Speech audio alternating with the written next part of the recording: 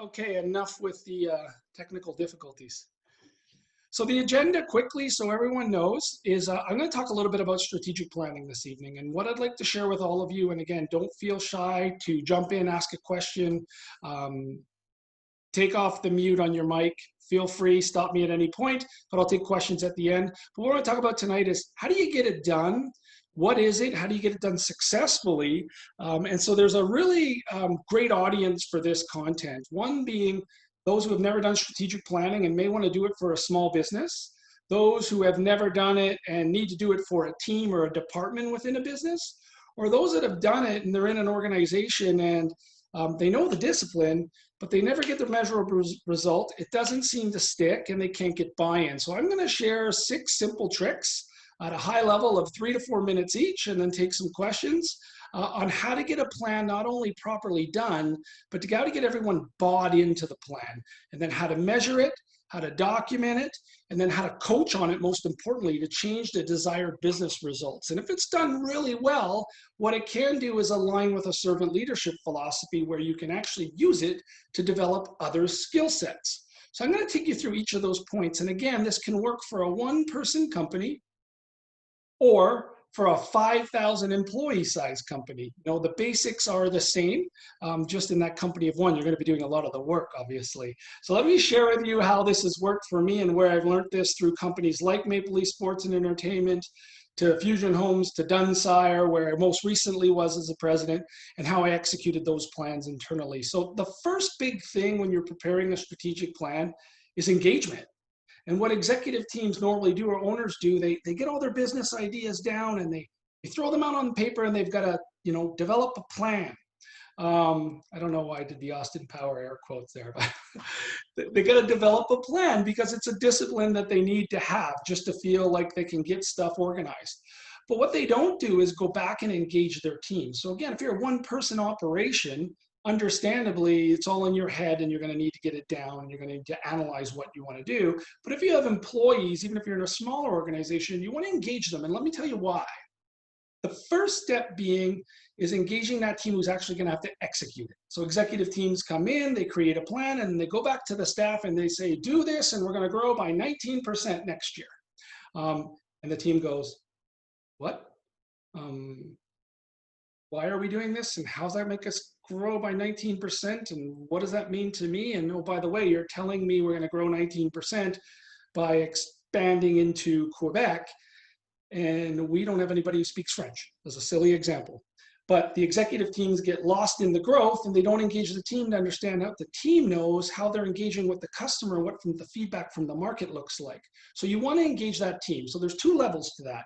One is your executive team, and one are your departmental leaders and their teams. And so at the executive level, what you want to do with them before you ever get in the room is set the expectations for them and their teams in those departmental meetings. So what are you expecting out of them? And so what I usually try to do is get those leaders to go back to their teams and have a departmental meeting. And you can't just go in and say, hey, we want to run a strategic plan. Do you guys have any ideas? You've got to go in with a little bit of discipline so the team can have some context to give you back the feedback that you really need to grow. So that may look like, simply tell us high level where we're strong, where we're weak, where we have opportunities, and where we have threats. So your traditional SWOT analysis, you're generalizing for your team and just saying, hey, what do we do really good that we should be doing more of? What's broken? What do we need to fix? What are you hearing out there where we could capitalize on the market, and where are our threats, whether that's competitive, how our customers feel about us, the reviews, the way our product is actually delivered in the marketplace, and get that feedback to help you with that SWOT analysis at the time the executive team takes that info back.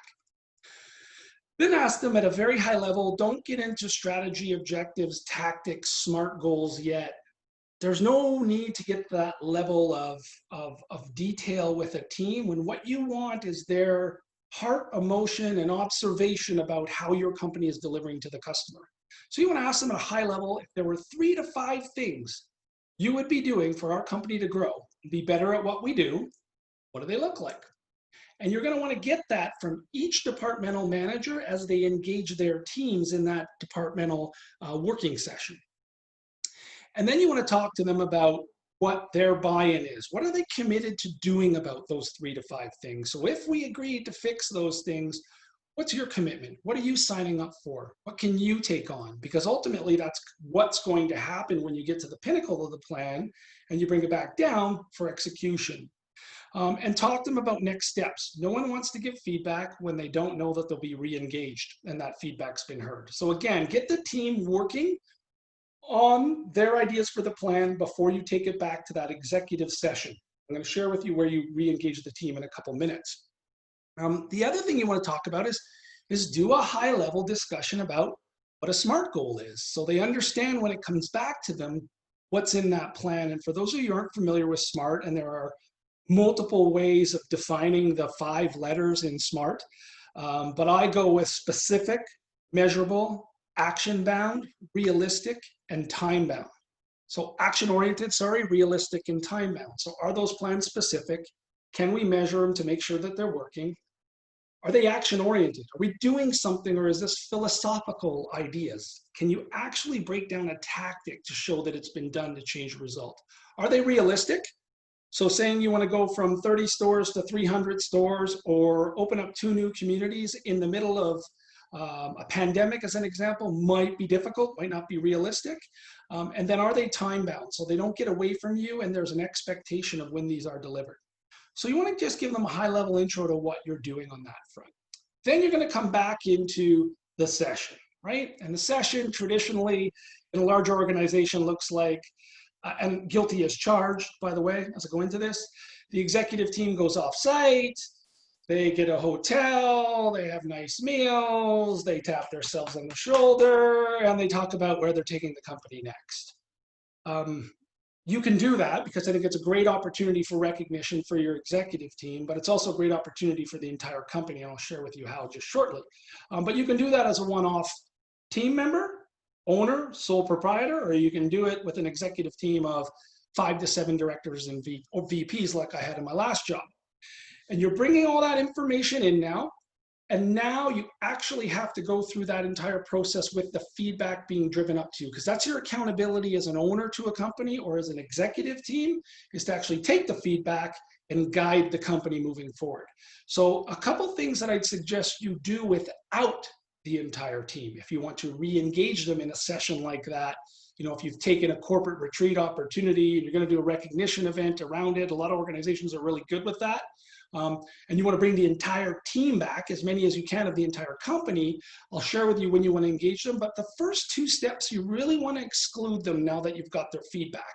Because at the end of the day, the executive team or the sole proprietor is accountable for the financial viability of the company and where they want to take it. So your first step is you want to revalidate those SWOT goals. So that strategic process around strengths, weaknesses, opportunities, and threats. You want to do it now as that executive team or that owner on your own. And then you want to blend it against all that departmental feedback that came in, and you want to look for the consistent points. And now you know where you are, who you are, where you can go, and what the risks are. When you've done that process, you want to look at financial goaling, right? In a lot of organizations, you'll hear them talk about a 5-year strategic plan. Most don't create 5 years of strategies, objectives, and tactics.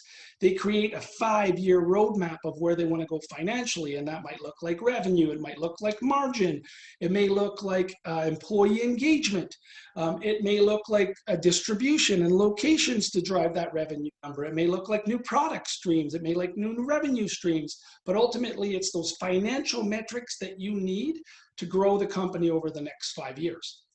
Most companies, what you'll see do after that is where they get into what you hear about and the actual strategic planning portion. And that usually looks like a 12-month cycle, things you need to do in the upcoming fiscal year to be aligned with that 5-year growth.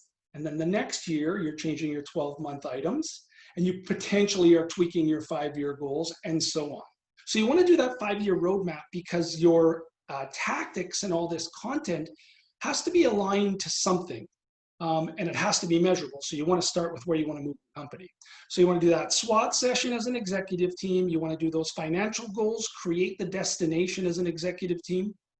And now you want to start to get into your strategies, objectives, and tactics. And for those of you who haven't been exposed to this before, your strategy is your high level What are the 3 things in your department, as an example, or in your company, if you're a sole proprietor, that you need to do to hit those financial goals? What is it? And so it might be become the brand of choice in X vertical. That's a strategy to help with revenue growth.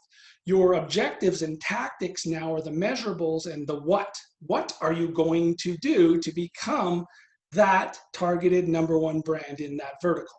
And so you want to create those strategies again without the buy-in of the entire team yet, because they've already given you the feedback of where you can go. They've already given you an idea of what's realistic. You as an executive team or an owner have to develop that strategy because you're accountable for guiding and protecting the health of those employees, your customer, and the financial viability of your organization.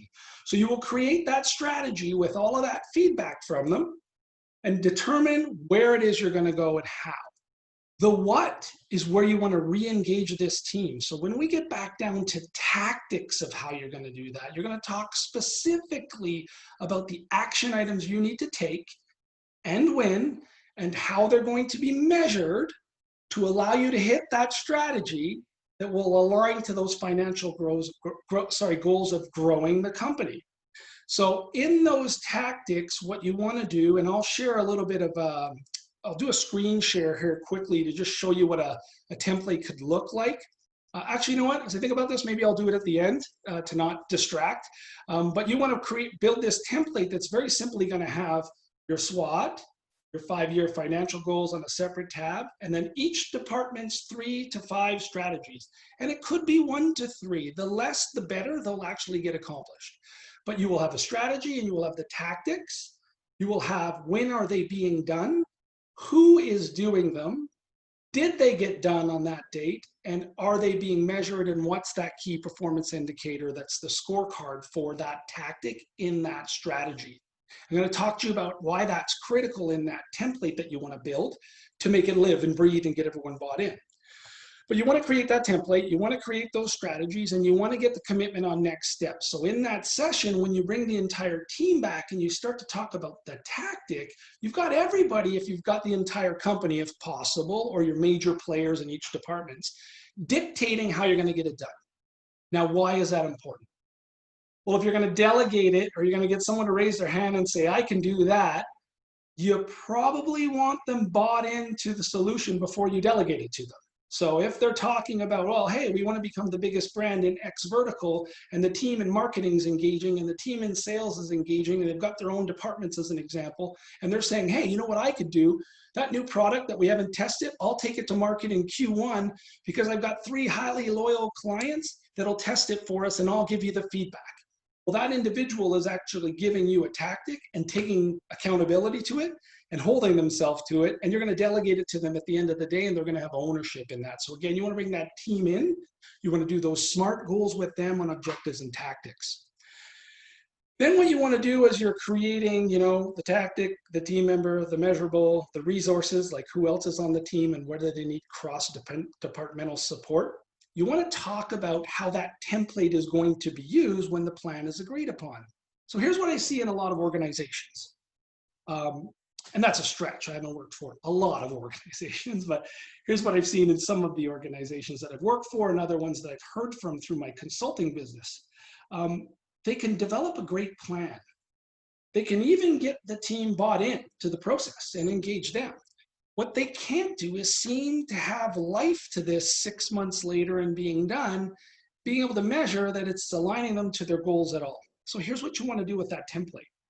Is you want to share that template with your entire senior management team, okay? And you want to say, here's what we're going to do, guys. We're going to have our monthly senior management team meetings, and guess what's on the top of every agenda? We are doing strat plan review. We are going to go through each item department by department, and you are going to give me an update on whether you've achieved it or not and where the measurable is at. And if you haven't, you're going to explain what you're doing to get back on track or what you've replaced it with. And so there's senior management accountability every month to that plan. They're coming in knowing the expectations so they're not blindsided, and they're spending their month in advance making sure the action items get done with their team, doing their weekly one-on-ones with their team to make sure it's up to date, find out any red flags before it gets to the senior management team meeting, and tweaking accordingly and getting the numbers. And then you've got everybody taking ownership to that plan, and it's being measured on a monthly basis. The next level down to me, I mean, for those of you who know me on this call or watching this later, I've spent my life on behavioral development and each individual, and have always taken accountability that if someone's failing, the first shoulders that those fall on are mine. If I've got a willing employee, seat just dropped there. If I've got a willing employee and they're not hitting the target, a servant leader sits back and says, okay, let's talk about that. Why are you falling down? Why haven't you been able to accomplish it? What tools can I give you to be successful? Where do you feel you're not equipped to this? How do I engage? Those are all the open-ended servant leadership questions that you'd be having on a weekly one-on-one with your team as you're reviewing your department strat plan and your team members' commitment to it.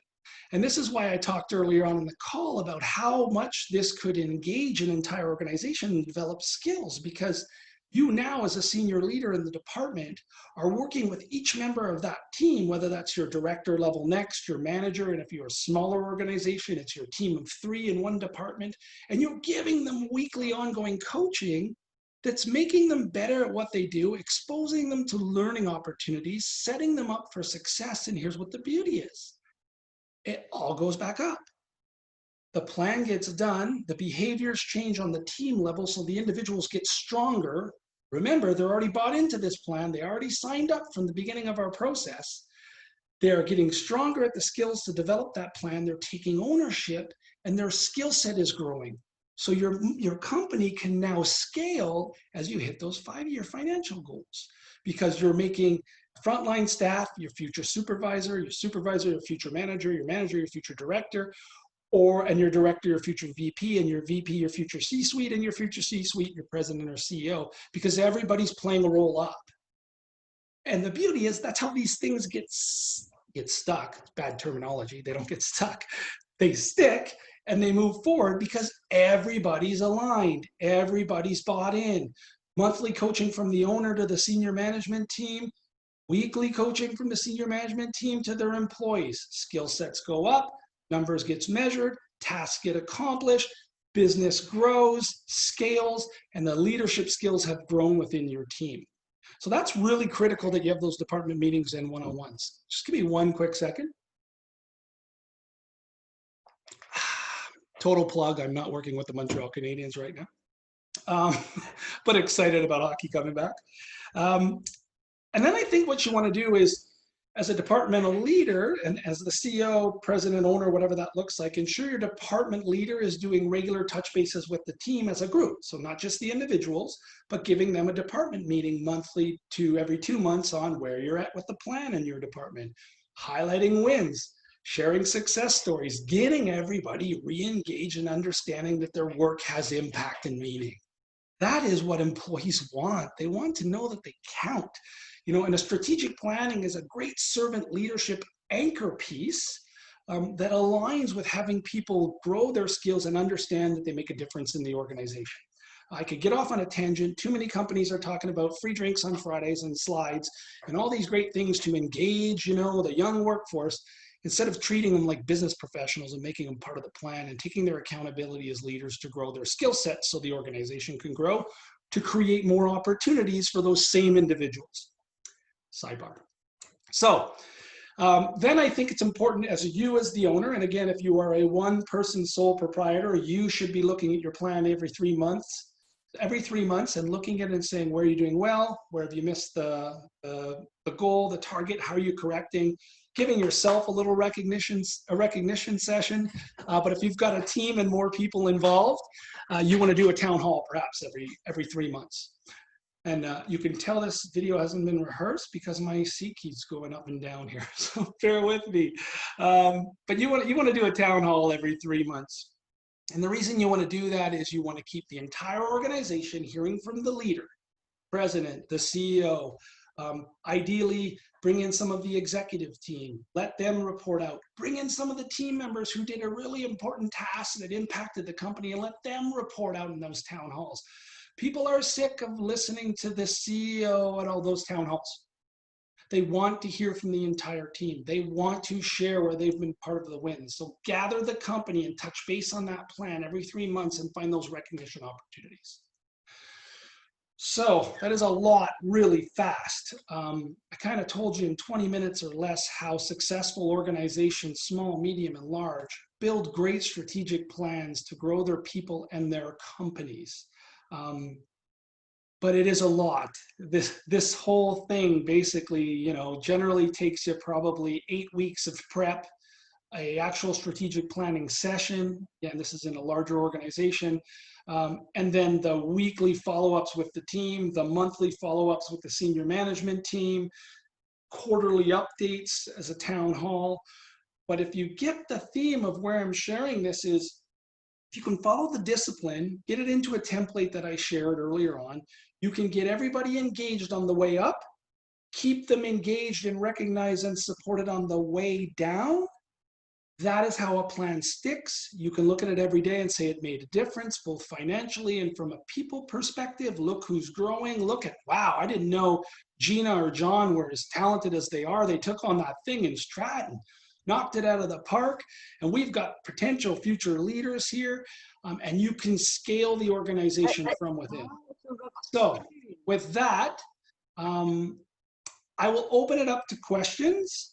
I should probably share before you ask the question. Please unmute yourself, share your camera if you'd like to. And just before I do that, my shameless little plug.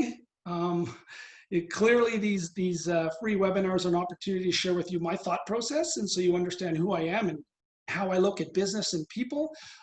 If you have any further questions on any of this about how to implement it and take you through that process, I'm doing that with a few companies right now and be happy to help. Having said all of that, let's not make this a shameless Mark plug. Let's open it up to questions because I went pretty fast to give you strategic planning in about 20 minutes. So if you have a question, please just unmic and fire away.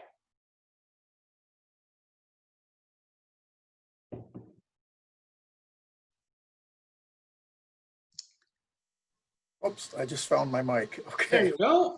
We're on.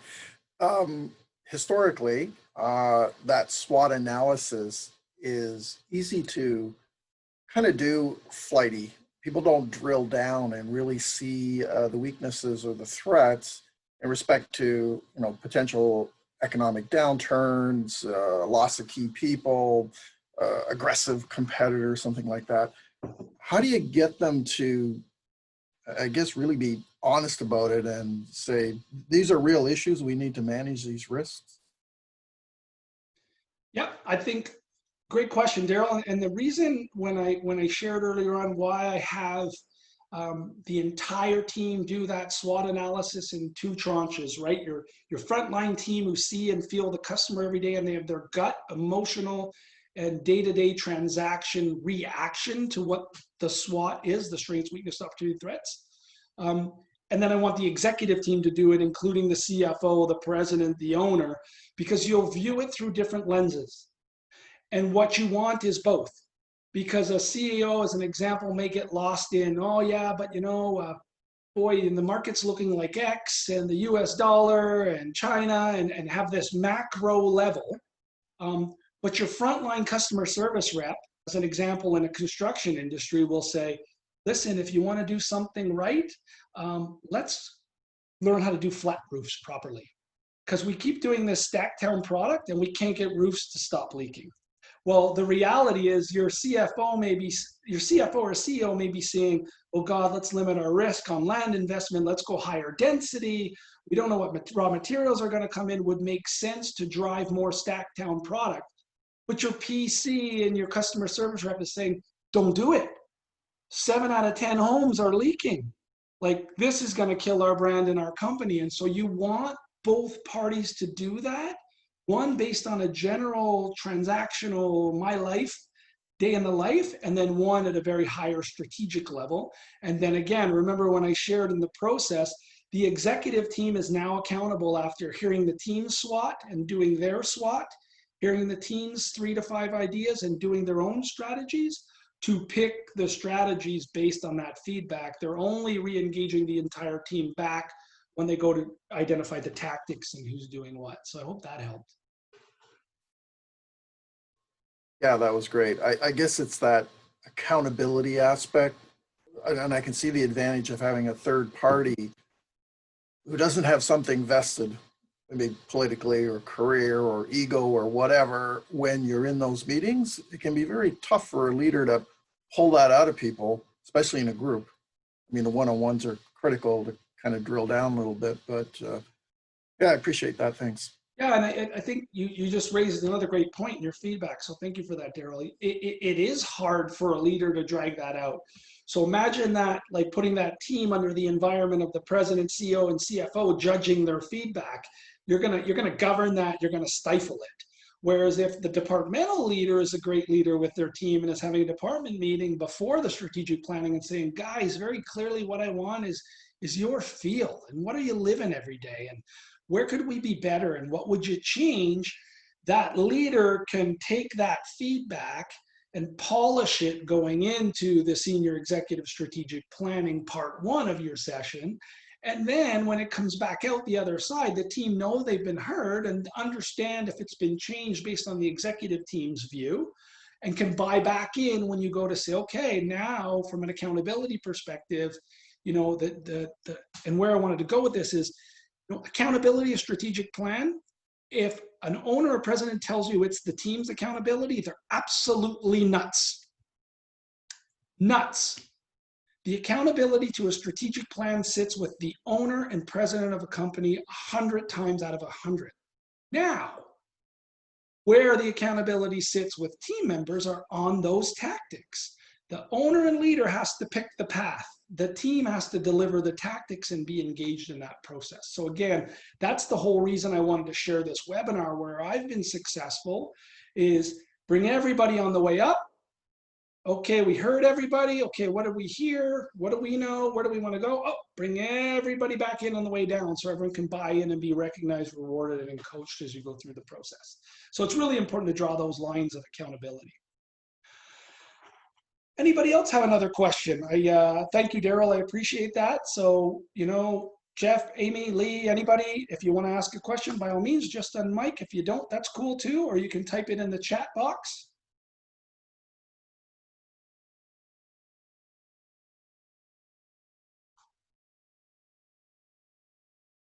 Okay, I'm going to assume that means no more questions, which is fine. I'm going to post this, as I mentioned earlier, online at some point, whether that's on my website at markpetitpas.com or on LinkedIn, which you all know I post an excessive amount, and I'm going to stop doing that and be more strategic on my enthusiasm. But if you have any questions, by all means, whether that's anybody watching the replay of this webinar, or any of you who are so nice to join the call this evening, reach out, send me a message. I'm happy to help.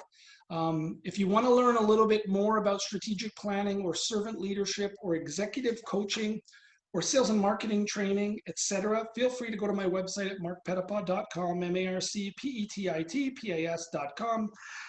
It sounds even more cheesy every time I say it. Have a look, see some of the content there, and then on my homepage there's an ability to book a free diagnosis meeting that'll set up a 1-hour free call between you and I, coordinate it all through Zoom. You'll pick it on the calendar, what time, what day, and it's as easy as that. But of course, I'm always available on LinkedIn. Want to send me a comment or a question, happy to help. Thank you all for joining me this evening. I hope it helped. If I could be of assistance in any other way, please don't be shy. So great to see so many of you from my past on this call as well this evening. I hope you're all doing great.